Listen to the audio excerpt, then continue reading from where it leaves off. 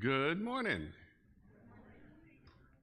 We are few in number and little in enthusiasm apparently today. So I want to talk to you about some things that have been coming out in the news lately. Nothing controversial as much as just interesting and fun and awesome, especially for me, because as a kid I was a space lover. I loved all things space.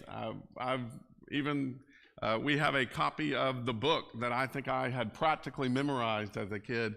It was put out by National Geographic, and it was the Pictorial Atlas of Our Universe. And it said our universe real big and had a picture of a spaceship on the front of it that looked like it was from Battlestar Galactica. Does anybody else have this book? Yeah, good. Somebody also had in the back some supposed pictures of what aliens could look like. I love turning to that page. It was put out in 1980.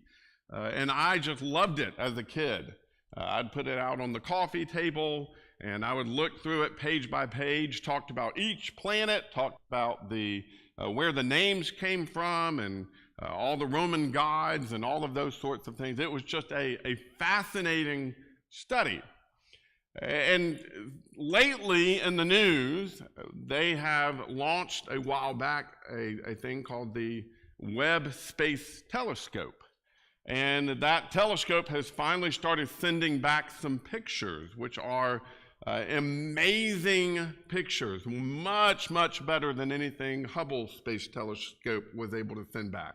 Latest technology, if you ever look at the schematics of the types of pictures that it sends back, just the amazing amount of detail and image size and resolution of these pictures has just been amazing. And they've shown some side-by-side pictures of what Hubble sent back and what the Webb Space Telescope has sent back, and it has been, again, just amazing to see the detail. But what has also astonished me when it comes to these images is that there are a lot of assumptions being made, and they are a pretty amazing assumption. So this picture right there actually comes from not the text on it, but the picture behind the text actually comes from the Webb Space Telescope. And it is a picture that they took of what looked like just a dark spot to our naked eye, but when they trained the Webb Space Telescope on this, from Hubble, it looked like there were a lot of stars. But now that we're getting more detailed pictures, do you notice all those stars have shapes? Because they're galaxies. We're finding more and more and more galaxies the more details we're getting about the deep space pictures that we have out there. So here's one of the pictures that came back. It's a picture of a star forming as far as they can tell. And they've known that from Hubble, but we're able to get a much more detailed pictures of the intricacies of space that are out there. This is something called a phantom galaxy, which is just, if you ever see this blown up, I encourage you to go home, Google it. It is amazing to see. They think there is actually a wormhole in the center of this galaxy, because this galaxy is placed right over top of where they think a black hole is. But now that we're getting more detailed images of it, it is just amazing to think that maybe some of the theories that have been put out there about space might actually be true. We don't know, because we can't get to it. We can't test it. All we can do is make assumptions or theories based on images and based on series of images that we have about these places in the distant space. This is a thing called Stephan's quintet, which we found with Hubble. There's actually a fourth galaxy below that picture that you can't see, but you can see these four galaxies that are essentially rotating around each other, which is amazing to think, that we have galaxies that actually rotate around other galaxies. But here's the picture that really struck me. This is the earliest galaxy we have a picture of, supposedly. And this picture goes back to 300 million years after the Big Bang. That's what we're being told. So after the formation of our universe and our galaxies and everything that we know in our physical existence, this is a picture into the past, which we'll talk about in a few moments, as to what that would have looked like 300 million years after it all began, which is billions of years in our past, supposedly. Now, you can't deny just how amazing the pictures are. Here's another one of the pictures that have come from the Webb Space Telescope. You really can't deny how amazing the pictures are. The amount of details we're now seeing. You know, what to the naked eye was just blackness back several hundred years ago, we are finding intricate, detailed pieces of beauty as a part of what exists out there, things that we never would have seen had we not advanced our technologies as far as we have in order to be able to see some of these things. It is just breathtaking to see how beautiful our universe is. The part that becomes arguable are the conclusions or the assumptions or even the goals of the scientists who are working on the project. That's the part that I find a little less breathtaking, because there is so much they assume before the project, before the evidence, before the information even comes in. For instance, John Grunsfeld, who works in the project, makes this statement: the James Webb Space Telescope was specifically designed to see the first stars and galaxies that were formed in the universe. So we're going to see a snapshot of when stars started, when galaxies started, the very first moments of the universe. And my bet, there's going to be some big surprises. There's a lot of assumptions that go into that statement of this is what we're going to see. How do you know what we're going to see? How do we know exactly what is seen? Here's the basic premise, and I know y'all probably can't see that very well. I'll use I think I got a laser pointer. I do. All right, so here's basically what they're saying is the time frame of our existence. We've got the beginning over here, the Big Bang, and then in seconds, you have a process called inflation. Inflation is where everything just popped into place. Like everything just went from nothing or for something very tiny and minute and compact, and then just within a matter of seconds, because of the burst of energy that happened, everything popped into place. It says, during this period of exponential expansion, quantum fluctuation created density variations. That happened in seconds. Okay? Then, right after that, you've got 380,000 years after the Big Bang, you've got the cosmic dark ages, as they call it. And then you've got 100 million years, that's when the galaxies start forming. All this matter starts to accumulate and organize itself and start to get itself into some sort of formation that we would recognize today. And then today, 13.8 billion years after the Big Bang, galaxies have become dimmer. They are being more and more structured, and they're appearing as spirals and ellipses. And of course, that is exactly what galaxies look like. Now, the premise of the telescopes that have gone up there is this. Up here, you've got Hubble, and Hubble is looking back in time to 500 million years after the Big Bang. And what makes the James Webb Space Telescope so amazing is that it is able to look back to 50 million years after the Big Bang. We're looking back in time, folks. That's what we're trying to do. That's the premise of what's being done. We're not just taking snapshots of the glory and beauty of existence. We are actually, literally, supposedly looking back into time. Looking back so many millions or billions of years to see what existed millions and billions of years ago, so that we can have a clear picture of exactly the way things used to look.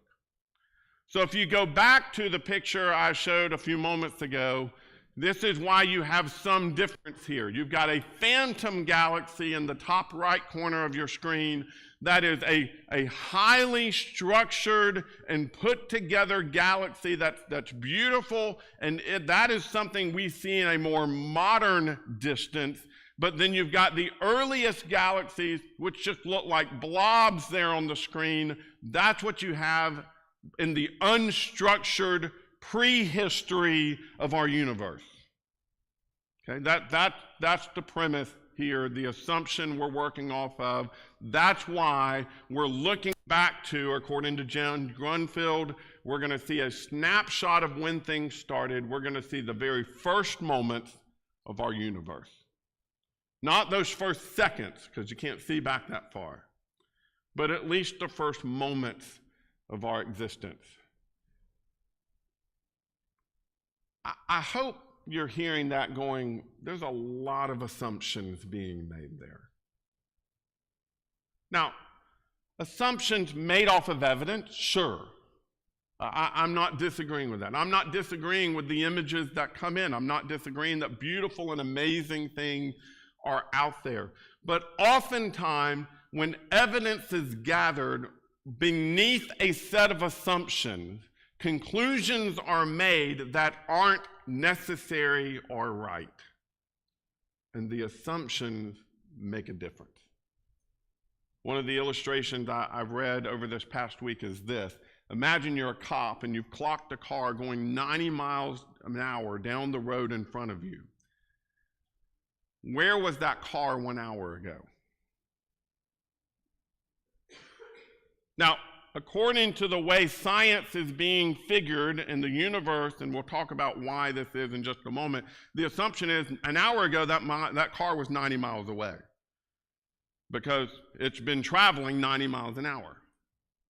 But we all look at that illustration and go, well, obviously that's not necessarily the right conclusion. But the same is true with some of these figurings or assumptions of science. An illustration I heard long ago was, imagine you've got a bucket sitting beneath a spigot and the spigot is dripping. How long did it take that bucket to fill with that water dripping into it?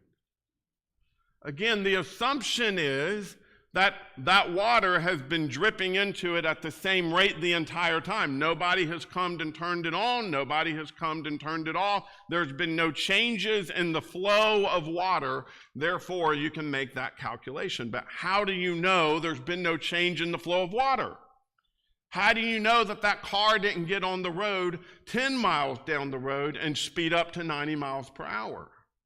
There are certain assumptions, one that scientists call uniformitarianism, that is involved in this. Here's the definition of uniformitarianism: the assumption that the same natural laws and processes that operate in our present-day scientific observation have always operated in the universe in the past and apply everywhere in the universe.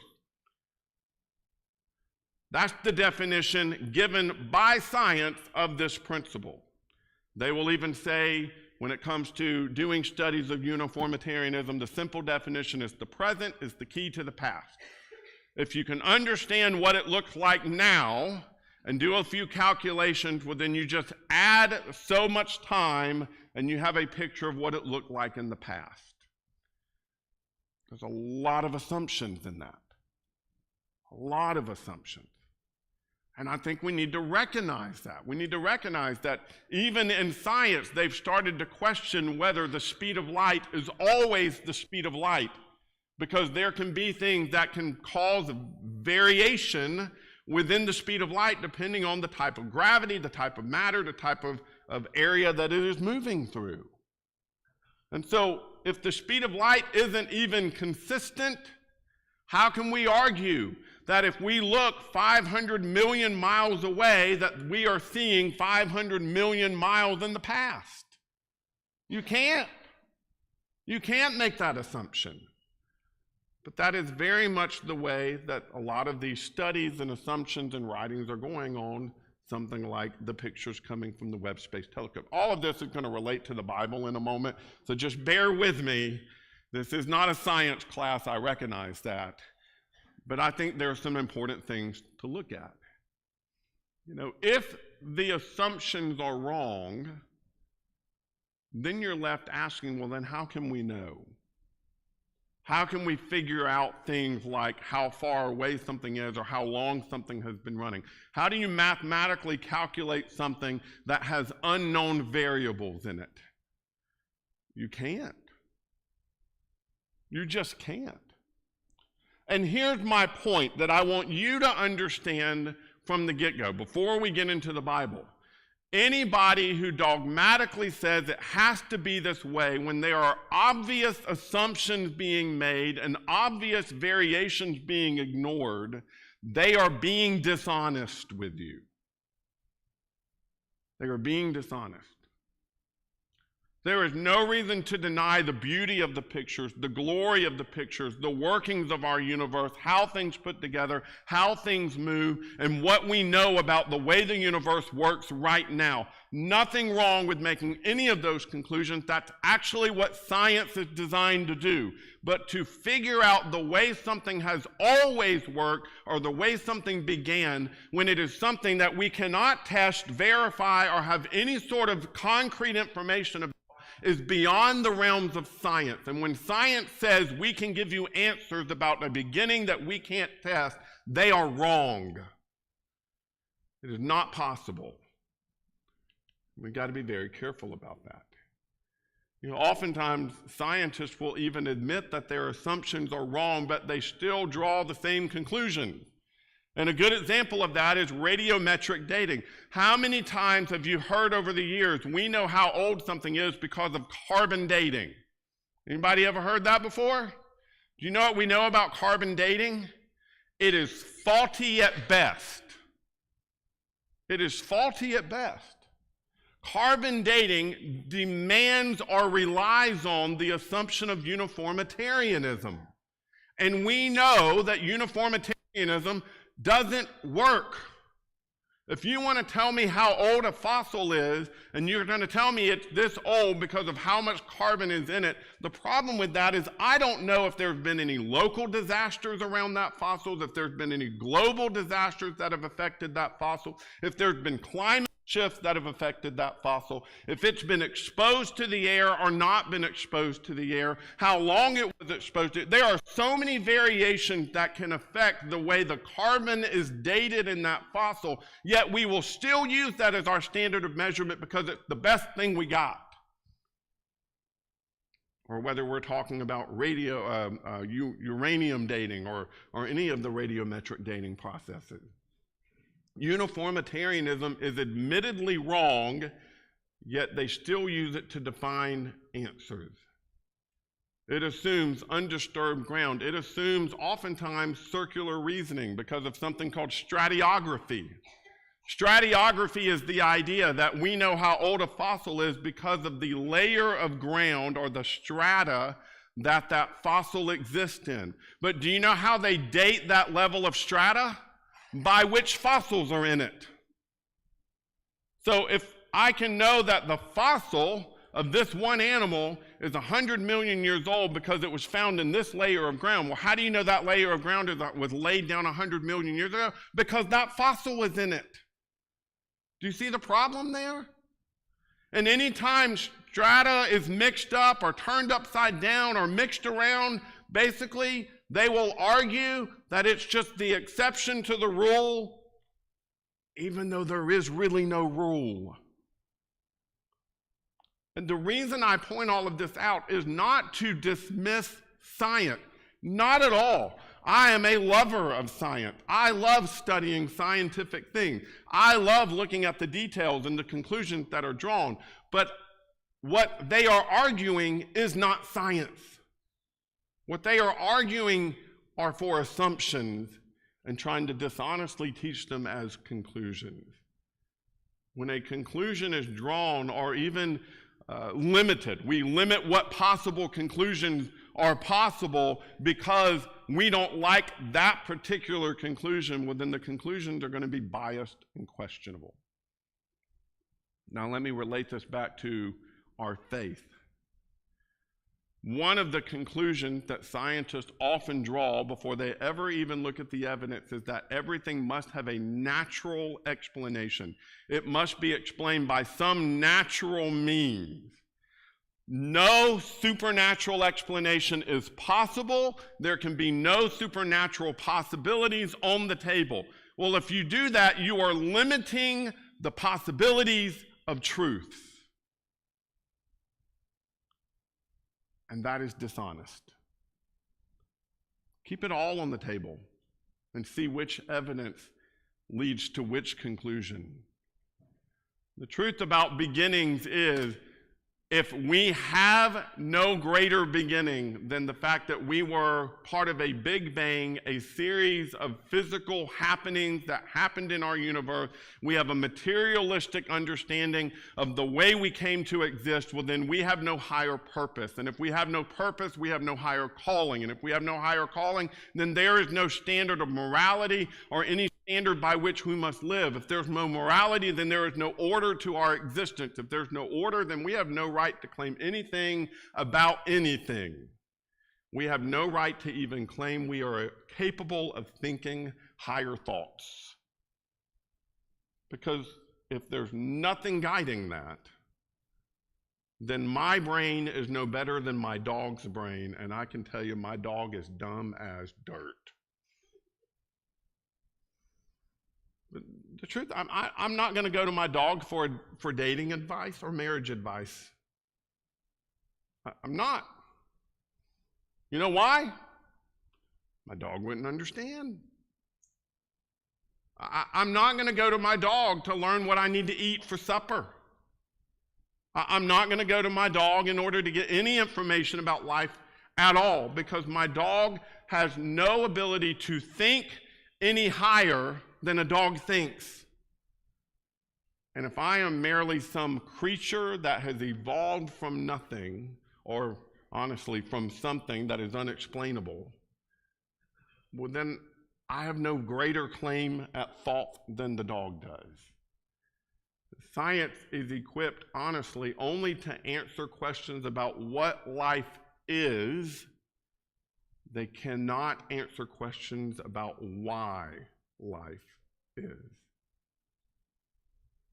I love the Webb Space Telescope and the images it's bringing back, because it is showing us some amazing things that are out there in our universe that we've never been able to see before. I love the images of things like the Phantom Galaxy and the possibility of there being some sort of wormhole, and that wormhole has some properties in it that allow certain things to happen in our universe that we don't yet understand.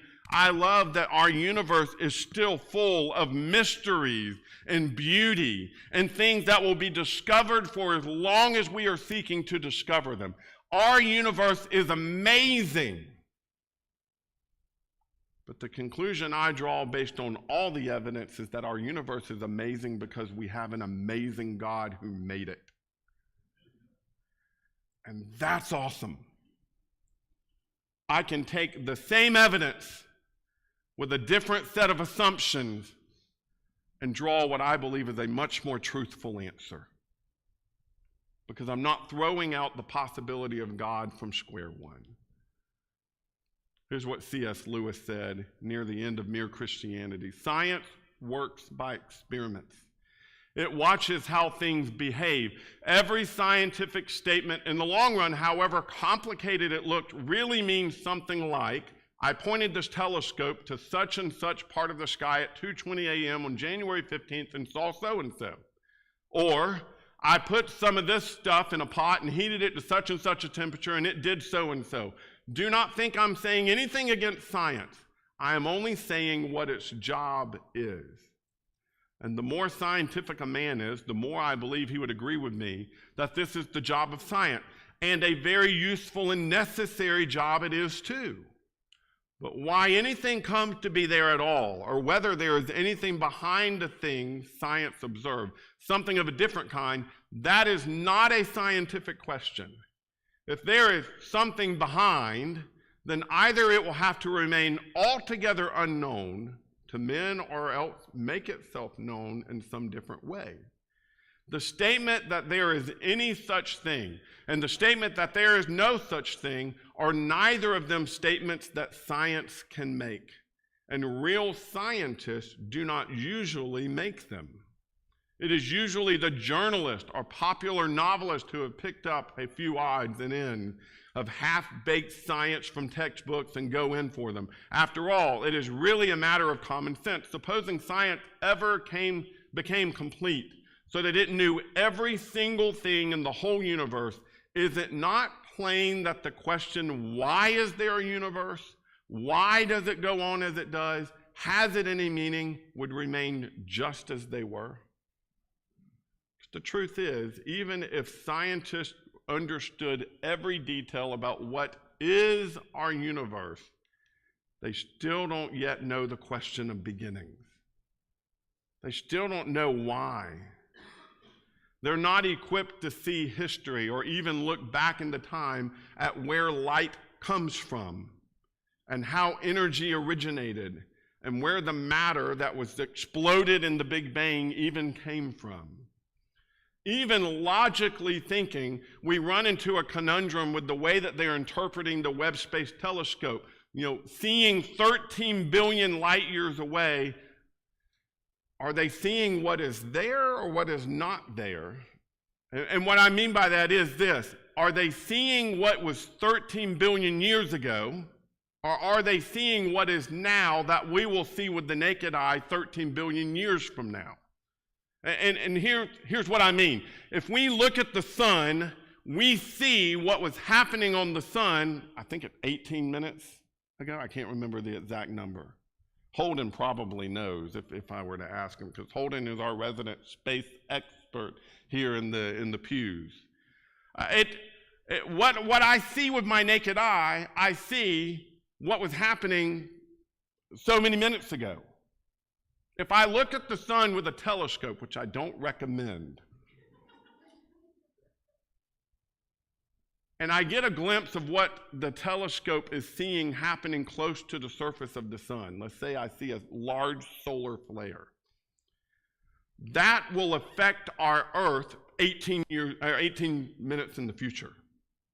I'm not seeing in the past, I'm seeing what is presently happening that will happen in my future.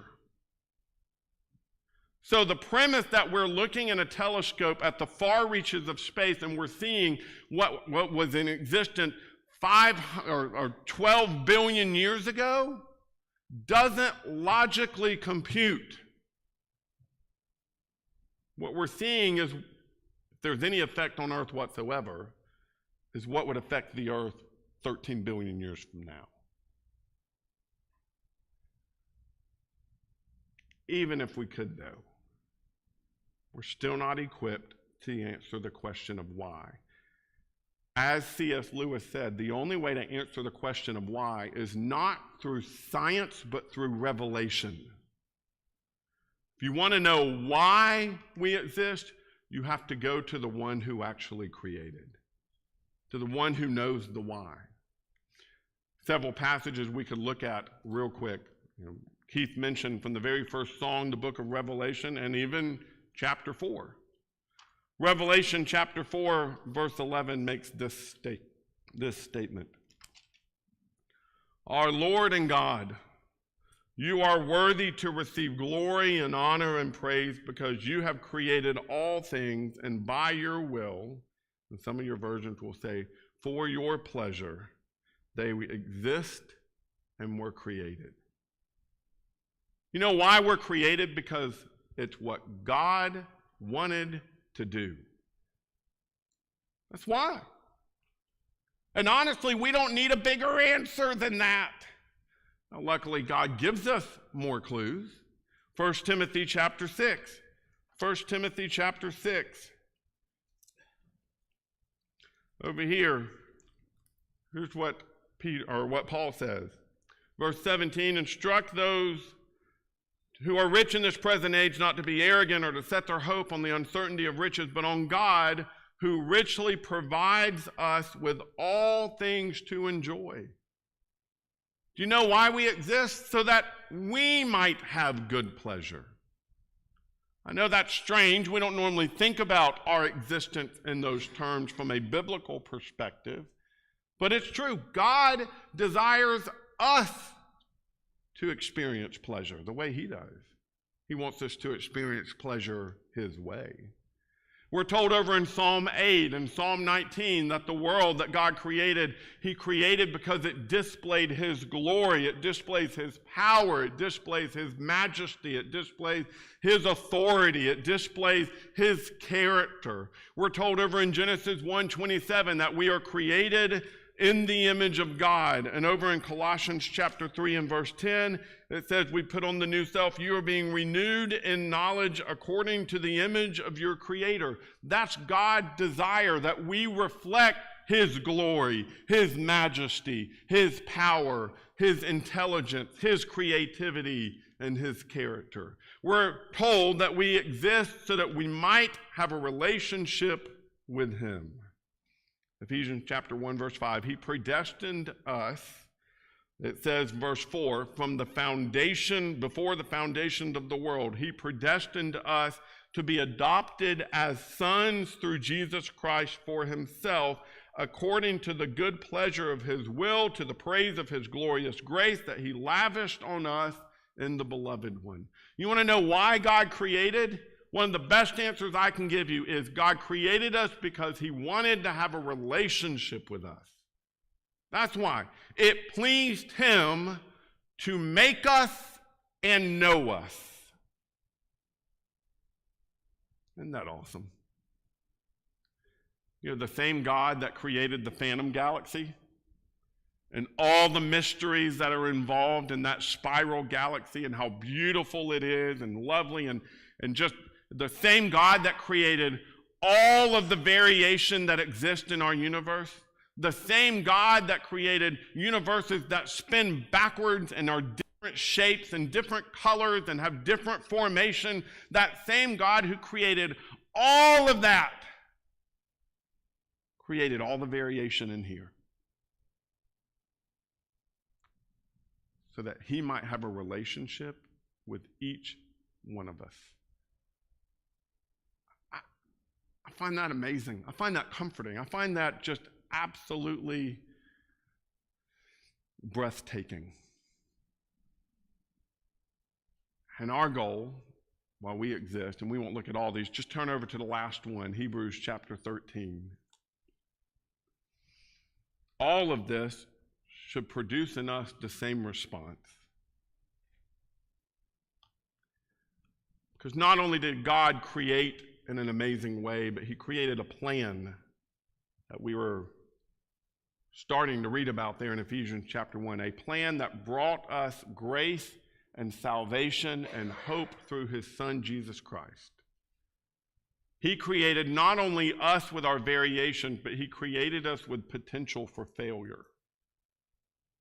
Not only that, though, he created us with a solution to failure. And that solution is Jesus. And it says over chapter 13, verse 20, now may the God of peace, who brought up from the dead our Lord Jesus Christ, the great shepherd of the sheep, through the blood of the everlasting covenant, equip you to do everything good to do his will, equipped you with everything good to do his will, working in us what is pleasing in his sight through Jesus Christ, to whom be glory forever and ever. Amen. I love that. The same God that we are seeing displayed through the Webb Space Telescope, we also see displayed through the sacrifice of Jesus. The same God who does amazing and awesome things has done an amazing and awesome thing for you. And he did it so that you might turn to him and desire to please him as a loving and awesome God. That's not selfish on his part. He's the one who really gave in this relationship, isn't he? He's the one who really did the work in this relationship. He's the one who had to bend over backwards to make this relationship possible. He's the one who had to offer his son on the cross. He's the one who actually makes you clean and takes away your guilt. He's the one who has suffered for you so that you can know what an awesome thing it is to serve and love him. It's not selfish on his part, it's right. I look at these images that are coming in from the Webb Space Telescope that I pray will continue to come in because they are amazing. Because they display how amazing our God is. And they let us know what a great thing he has done for you and I. He has created a universe that is so expansive that no matter how long we live, we will never reach the end of it. That's what we're learning from the Webb Space Telescope. There's no end. It just keeps going and going and going. Our God spoke that into existence in one day. And he spoke it into an existence in a way that we would never reach the ends of just how glorious and amazing it is. Let us be fascinated with the Creator whenever we see how glorious the creation is.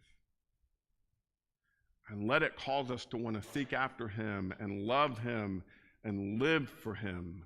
And that begins with being baptized into Christ.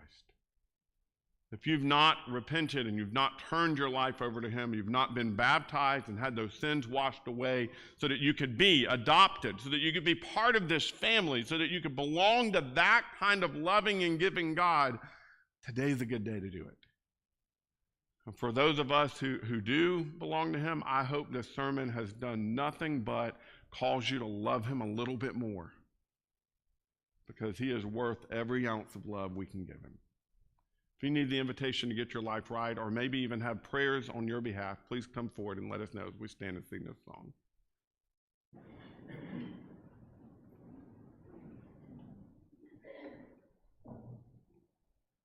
Jesus.